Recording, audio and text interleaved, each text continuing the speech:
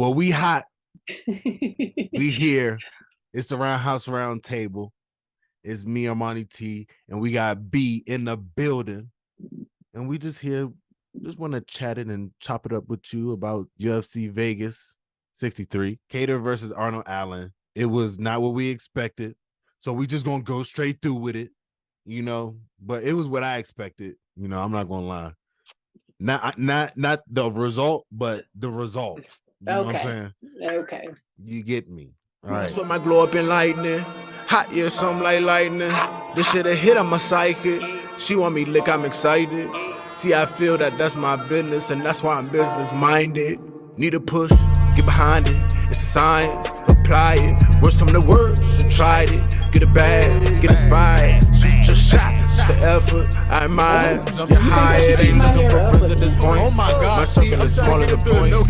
I'd rather sit in voice than hearing the fake on their voice. We already have. Start off the no cap recap. We're gonna do it how we always do it. And we're gonna start off with Christian Rodriguez versus Josh Weems. And it's like Christian Rodriguez came through with the W via elite anaconda choke. Elite, just the transitions. And it's like he waited on it. He let Josh Weems do what he was doing. He had a few positions, but it's like he let him get as far as he wanted to get. And then that's when he dropped in the anaconda choke like perfectly. I like how Christian stayed calm the entire time. He just kind of let Joshua do his thing, but Christian made it his game plan, and he did exactly what he wanted to do and gave the illusion that Joshua was going to take over, but that didn't happen. And I appreciate him just staying calm. And even the commentators was concerned that he was staying too calm, but I think he was the perfect amount because he knew it was his battle. It was his game. He knew he was going to get the win. So his facial expression didn't change. I like that too. Yeah. He definitely got the W, and I'm really excited to see more from him. I hope he continues with the straight face. I like that aspect for him, and just keep submitting people and knocking them out, whatever the case may be. If he can do it with a straight face, I'm on board as a fan. For sure. Jiu-Jitsu was looking elite for sure. Yeah. Round 1 submission. Got it done. Next, we got Cody Durden versus Carlos Mota. Cody Durden came through with the W off the unanimous. Pretty much, he was the one that outworked Carlos. This was Carlos' debut, and I didn't see his stand-up game was really showing up. But they gave him a dog for his first one. I ain't gonna lie. They gave him a dog. His jiu-jitsu really wasn't working the way he thought it was. They gave him a fucking wrestler. So, he had his work cut out for him for sure, but Cody Durden pulled it off. Still got it done. Yeah, Carlos tried to throw in a couple of arm bars. One was almost successful, but it wasn't enough. He was able to slip his arm out of there and just continue the transitions and the work. But, maybe he'll get it next time. You'll know real fast when dudes are not trying to play jiu-jitsu with you. You'll find out real fast, because once you go inverted, that's when hands go towards your face. Yeah. So that's when it's not a jiu-jitsu game then. You might be able to sneak some jiu-jitsu in, but that's why it's mixed martial arts. Yeah. Speaking of, it's not a jiu-jitsu match. That shit was bad. I ain't like seeing Chase Hooper like that. It was so bad. I did not. Chase Hooper versus Steve Garcia. Steve Garcia was on a fucking mission. Clearly, straight up, like no questions. Like he studied Chase Hooper.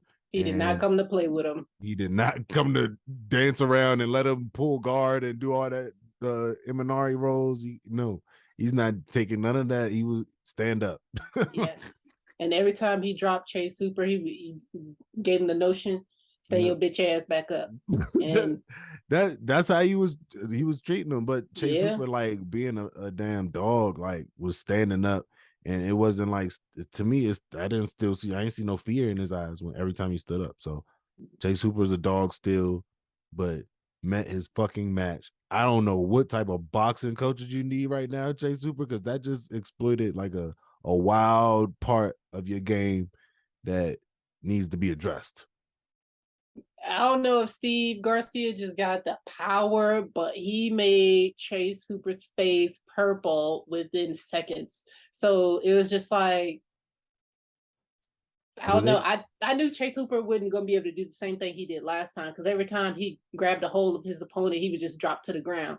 And so he didn't give him a chance to grab him. He didn't get a chance to get close. He could not fulfill his game plan, and his boxing was very messy.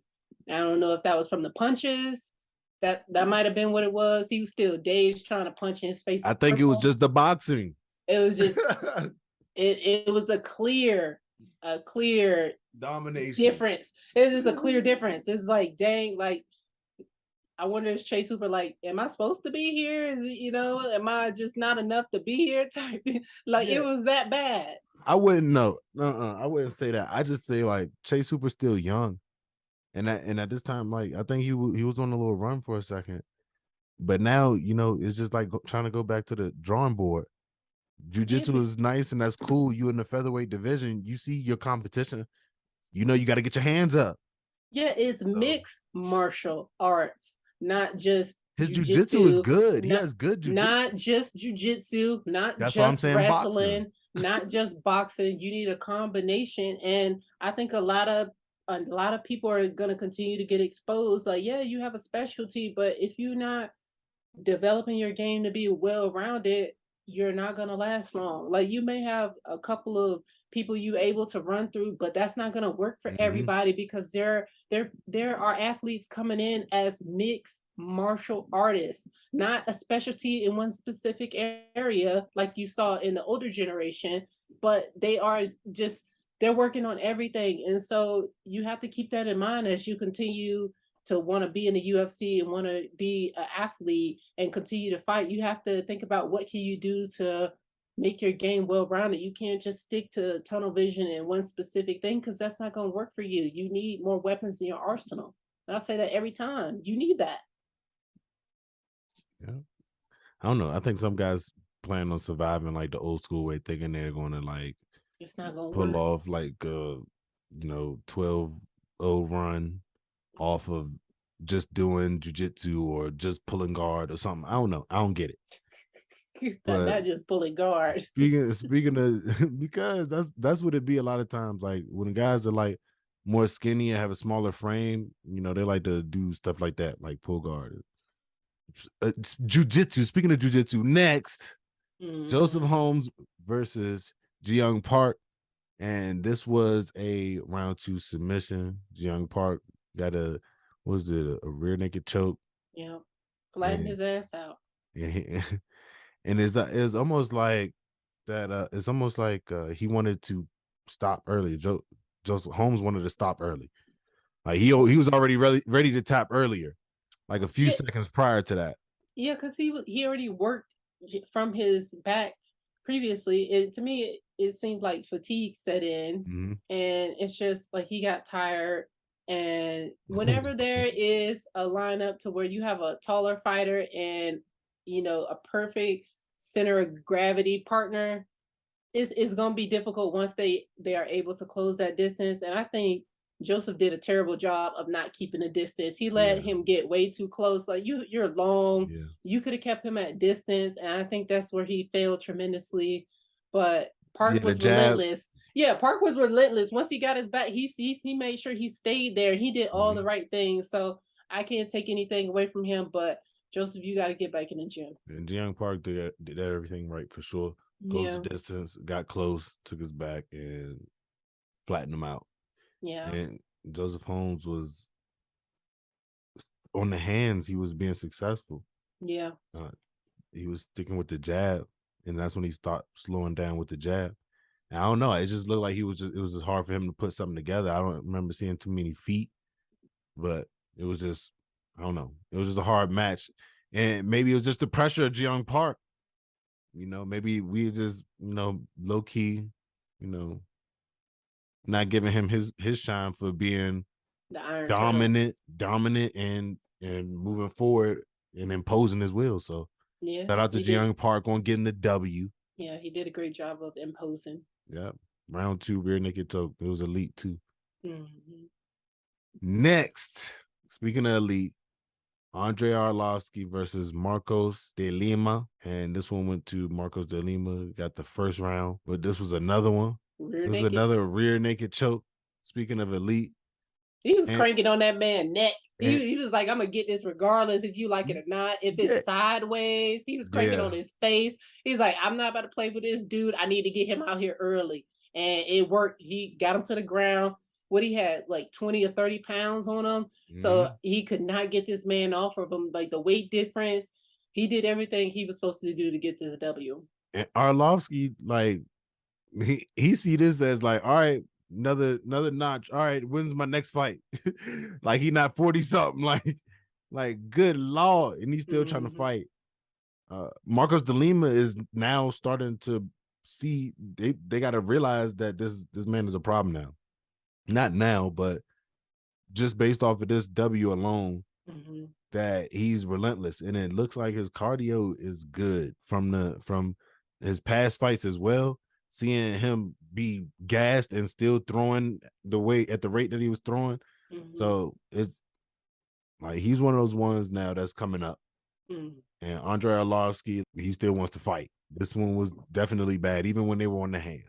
Next, Phil Hawes versus Roman Dolidze. Roman Dolidze came through with the round 1 TKO. We just watched it happen.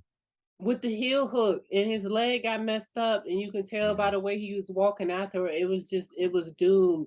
You know, Roman did a great job of releasing it and allowing him to get up to see if the fight was going to be stopped. It didn't get stopped, so he's like, all right, I got to take you out another way.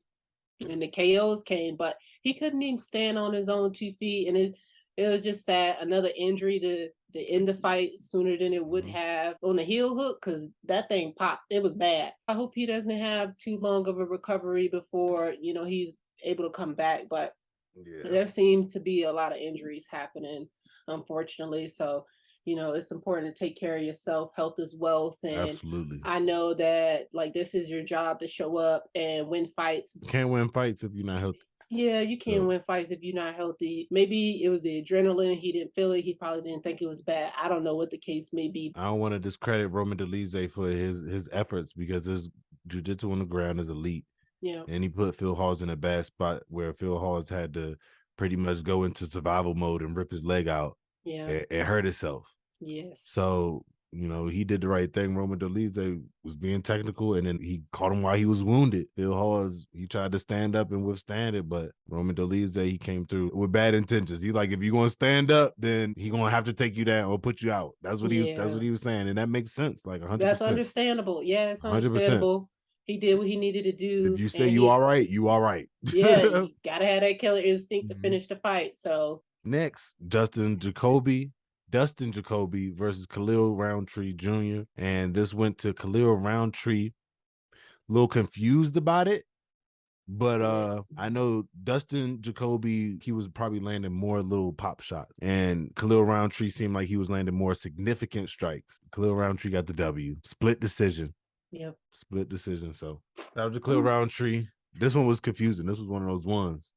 Yeah, because it could have went either way depending on how they were scoring it. I agreed with it, most definitely. But I knew it was going to be a split decision. Yeah, and I think that's why it was almost like, all right, so what did they go off of? They went off of moments, I guess. They went off of moments, who had the better moments. Yeah. So this is wild how we starting to see judging. It's like, and it's not like one form of judging. It's like a spectrum of type of judging, like throughout the nights. Like, and this is a different type of judging, especially for how this fight played out. So shout out to Khalil Roundtree again, though, on getting a W. He saw the judge, judge eye to eye the way they needed to get this done, and he made it happen. So shout out to him. Speaking of make it happen, Trayshawn Gore defeats Josh Fremd. Yeah, round 2. That man's gonna need neck surgery. That man, something is wrong with his neck. The way that Trayshawn was just holding it, this man flipped on the gate. It's just like, dang, you know, he don't have neck.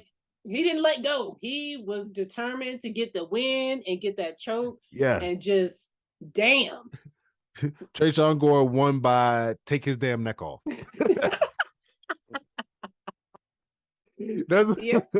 That was the technical term. Yep. He was like, I'm not about to let this Not about to let this slip out of my hands. Nope. And that it was like we talk about 90-degree angle, like body going this way, head facing this way. It was bad. It was bad. It was It bad. was- Trey Charles going wanted this W bad as fuck. It was bad. And it's just like, that's how it goes. Like, I think his last fight, I think he lost his last fight. Mm-hmm. And now it's just like he needs to redeem himself. He got to put those pieces together that got him to the Ultimate Fighter and got him all the way up into that point. Seal that shit and stamp it for himself so he could put it together. So shout out to Trey Charles going getting that W. Next, Jared Vanderaa versus Waldo Cortez Acosta. This was a unanimous decision. Mm-hmm. Just outworked. This is like the result of somebody being a good striker and somebody just having a chin.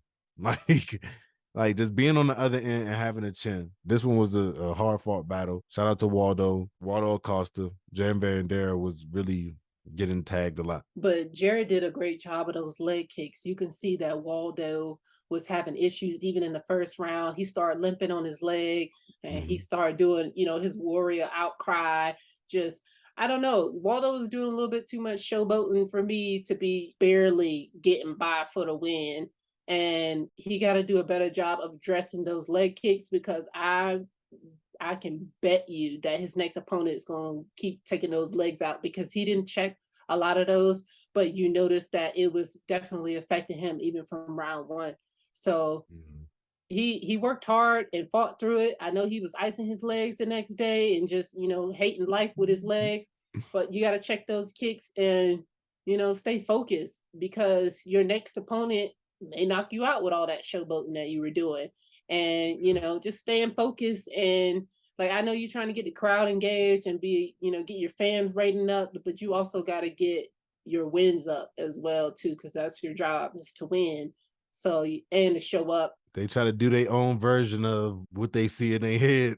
Yeah. And I think that's just what it is. Like you say, like you even said it in the last show and talking about if you want to get wins, you want to win by split decision, like get your clout up, like get your Instagram up, get all that up, like get your name up. And I think that's different ways that people try to do it, and they do it in not really genuine ways. So it look like, what the fuck are you doing? Yeah. So yeah. I don't know, but he got the W. He got away with this one. Like Jared Vanderaa is a good competitor to get a W off of. So shout out to him on getting this W. Co-main event: Max Griffin defeats Tim Means by a split decision, and I had a feeling it was gonna go that way based off of the way the fight was going. This was just like a good fight, though. This was good wrestling on both ends.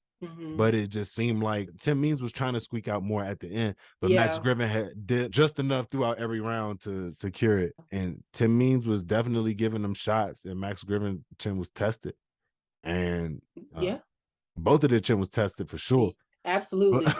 Yeah, absolutely. So I think this might just have been one of the matchups where it was pretty similar in style that they just kind of cancel out a bit.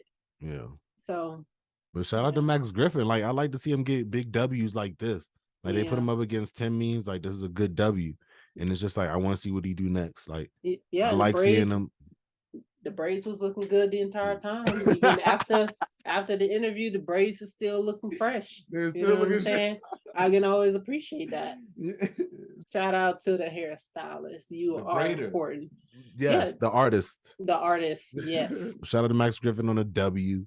And shout out to the hairstylist. Next, we got Calvin Kattar versus Arnold Allen. And this one was a second round W. Yeah. Calvin Kattar's legs, went out on him. His weapons failed him. Based on Arnold Allen throwing motherfucking kickball kicks at him. Like, that's a kickball foot. Yeah. You know what I'm saying? Like, when the whole foot go like that, like all the way back like that, like that's like, damn. That's crazy. And he did what he needed to do. He really did. He was like, okay, I could punch him in the head 1,000 times and he stay alive. All right, let's try legs. He found a weak area. Yeah, he found a weak area for sure. Yep, I don't know. I hope he comes back stronger. I would like to see who his next opponent would be. He just went down in ranking. I'm interested to see who they throw at him next. But Arnold Allen, he is definitely he's on the move. He got some shit to prove, and he's silently. He politely called out the top 5. It's just it was crazy. I was personally going for Cater, but I asked you, I'm like, who do you think got it? You said Allen. I was like, all right, you probably gonna be right because usually you be spot on about it. It sucks that it had to come with an injury, another main event that came with an injury, and that sucks.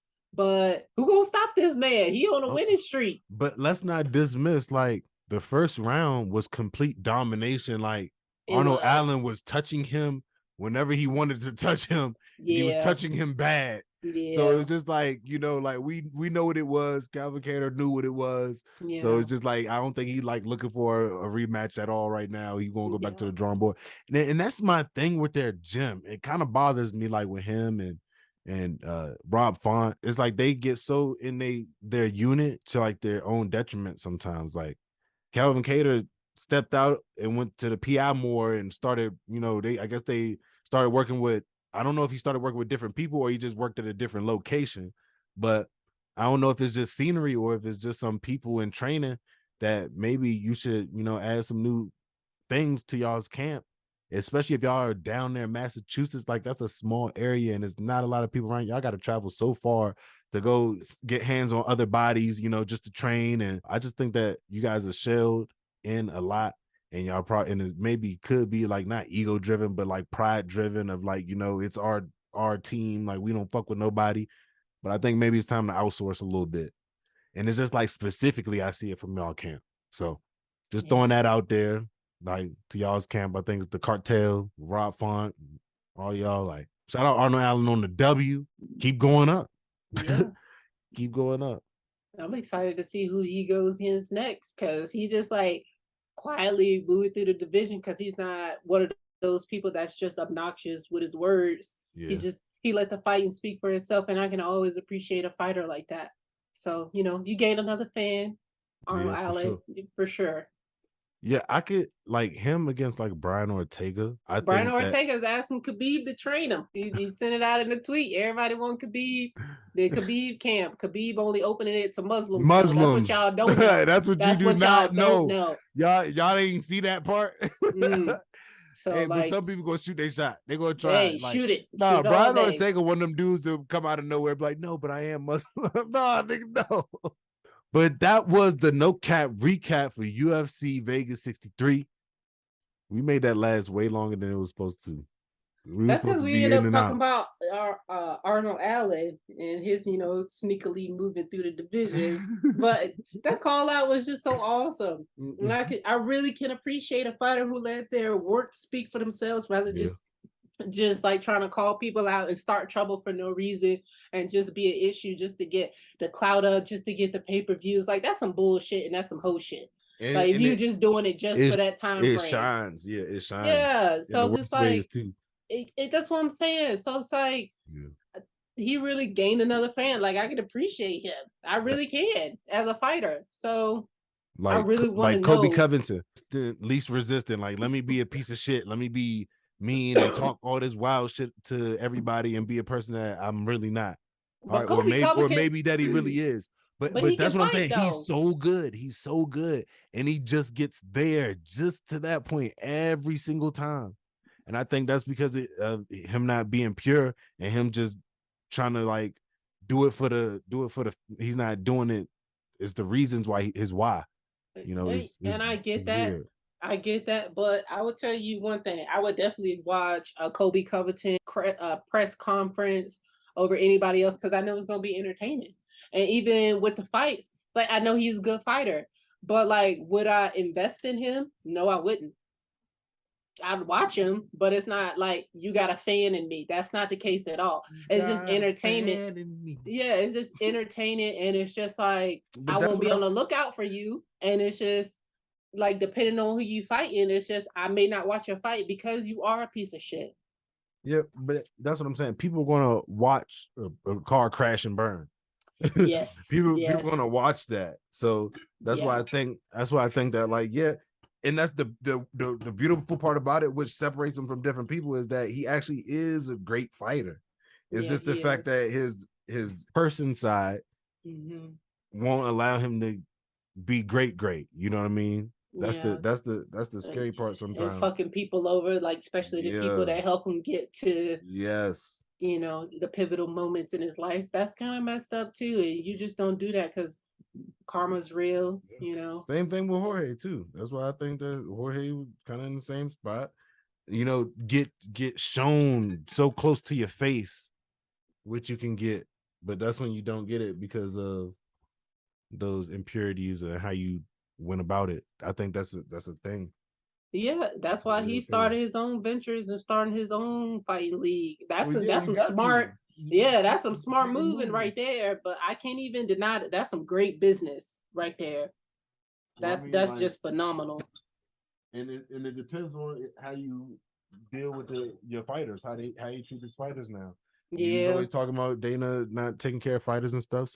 So are you gonna take care of your fighters? Yep, now that's now you have to do that part. Yeah, it's just you got to see how much that shit really costs. Yep, you have to put into what everything that you was asking for and treat your fighters right. Otherwise, they're just gonna leave you and use you as a stepping stone and not be there for the long run.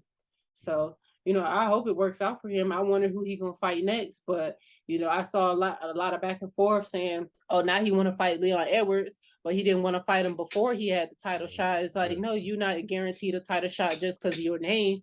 Like the last person he fought was Kobe Covington, and he lost that bout.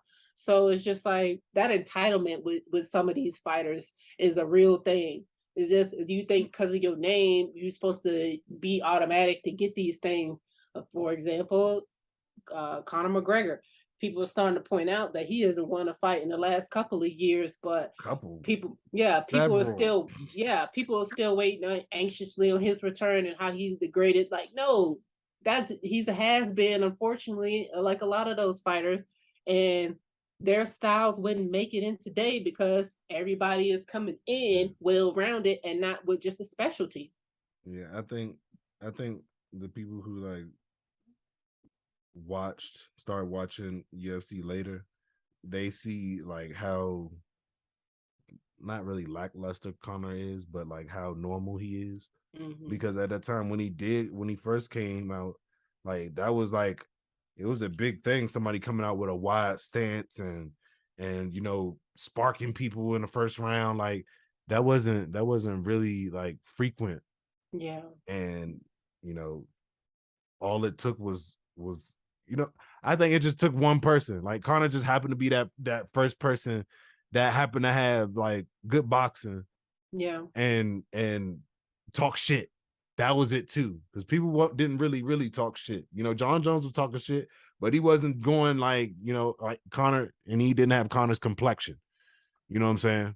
Yeah. Like Ronda Rousey. I was trying to figure out the big deal with Ronda Rousey when she first came out, and she's the greatest fighter of all time. And I watched her fight, and I was like, I don't get it.